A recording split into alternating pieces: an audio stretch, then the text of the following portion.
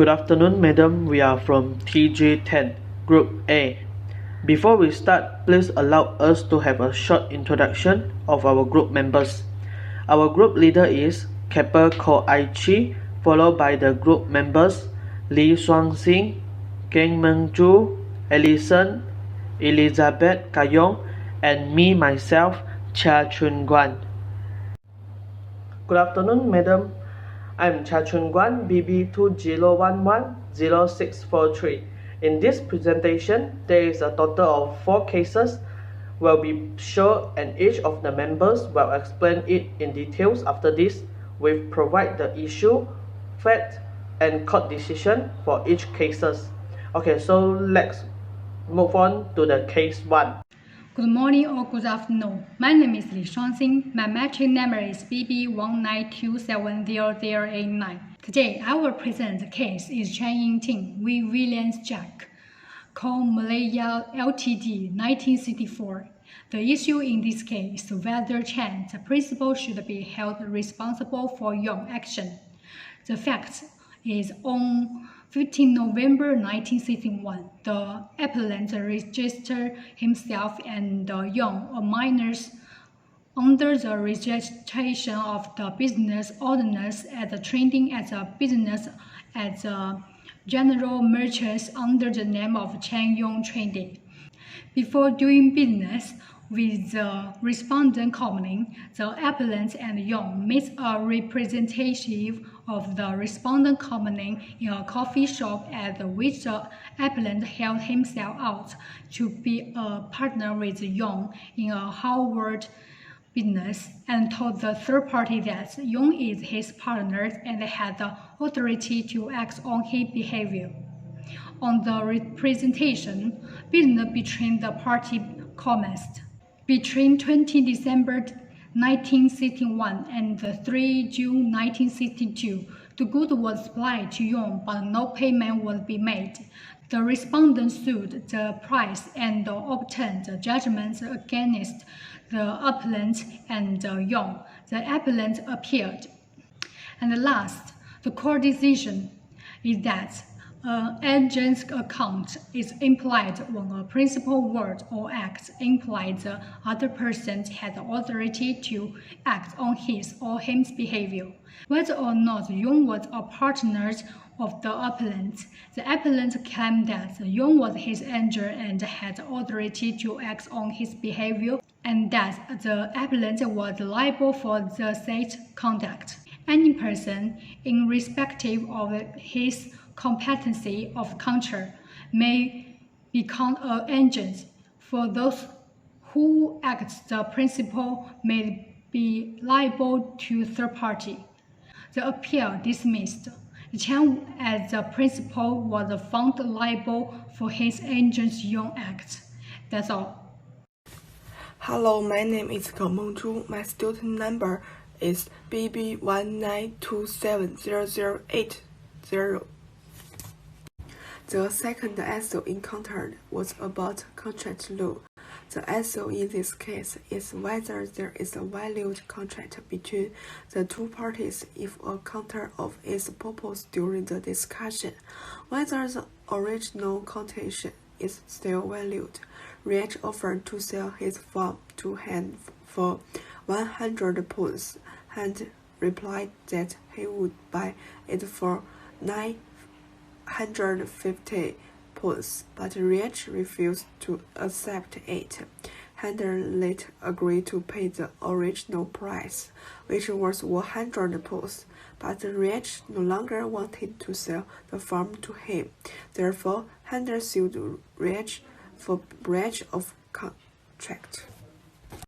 Definition of offer 5.2 ACA 1915 Act of a person is passing to another person that he is willing to do or not to do anything in order to obtain the other person's consent.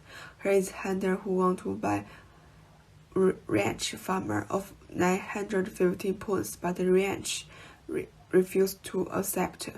As point to say in 1915, the person who makes the offer is called the offer, and the person who accepts the offer is called the promoter of offering. And here, Handler make an offer, but Ranch did not accept his offer and could not be counted as a promoter. There is a non-valued contract between the parties to purchase the farm. Ranch offered to sell it for 100 pounds, which, if accepted immediately and unconsciously, would undoubtedly be a failed binding contract. Instead, Hand make a new offer to buy the farm for 950 pounds, which he refused Ranch's previous offer. I don't think he was confident to reinstate Ranch's offer by offering to accept it after the fact. The court decided to dismiss Handler's lawsuit and found that there was no binding contract between Mr. Handler and Mr. Ranch regarding the farm. It is said that when a counter-offer is offered, it will replace and destroy the original offer. This original coin is no longer available or not on this call. In this case, when Mr. Handler paid 950 pounds, he cancelled the 100 pounds quotation, unable to go back and accept it. Good afternoon to Doctor and my fellow friends. My name is Kappa Quality BB201105558. Now, I want to present the case 3, Olive Marlborough Court Ltd 1949. The issue is, did the exclusion clause from the part of the contract? The fact is, Ollie had been staying at a residential hotel of Marlborough Court Ltd for several months. In each room of the hotel, there was a notice displayed behind the door stating the proprietors will not hold themselves responsible for articles lost or stolen unless handed to the managers for safe custody. One day, Ollie deposited her key on the board at the reception and went out of the hotel. In the meantime, an unauthorized people entered the hotel, took her room key, and stole her several items. However, the hotel staff had not noticed anything. Consequently, Ollie brought an action against the hotel for negligence that resulted in the loss of her several items. In response, the hotel relied on the notice which they claimed was part of the contract. The court's decision. The Court of Appeal dismissed Marlborough Court Ltd's appeal. Firstly, they held that the hotel had been negligent and their negligence caused the customer a reasonable foreseeable damage. Secondly, the notice could not become part of the contract since the contract between the parties had been established at the reception desk. At the time, Ollie could not have been aware the notice displayed in her room. Lastly, the terms of the exclusive clause were not plain enough for the court to be effective.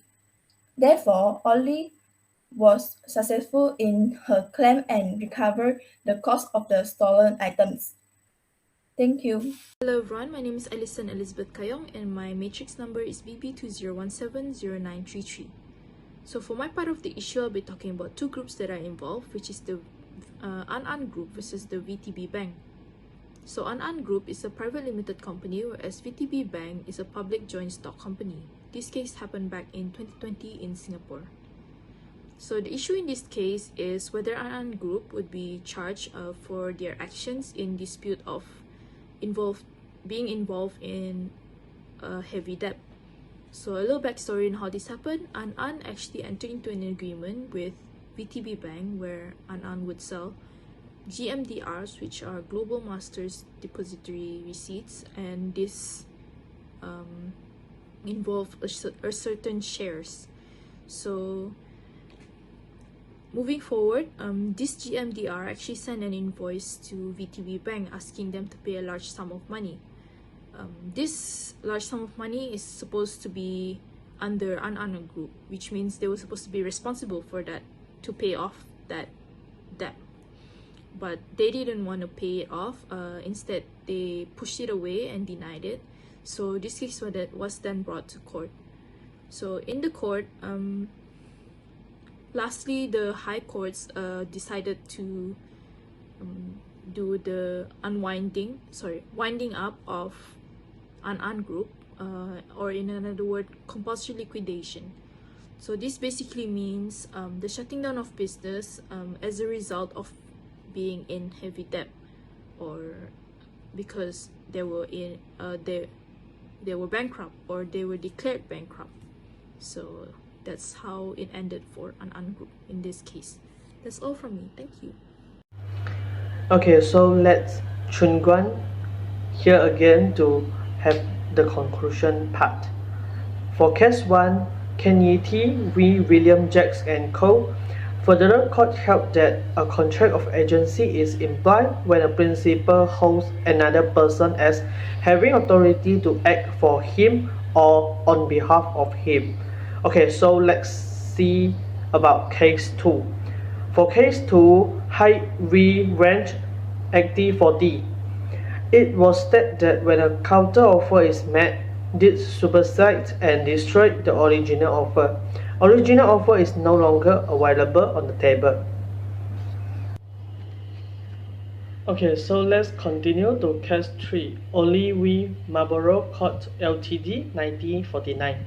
There is a valid contract before Oli entered the room, and she is able to claim the loss from the second party, which is the hotel. Okay, so the last case for this presentation is case 4, NN Group Singapore v. VTB Bank 2020. The Court of Appeal agreed with NN and adopted the prima facie standard of review in place of the treble issue standard that would otherwise normally apply. So that's all from our group.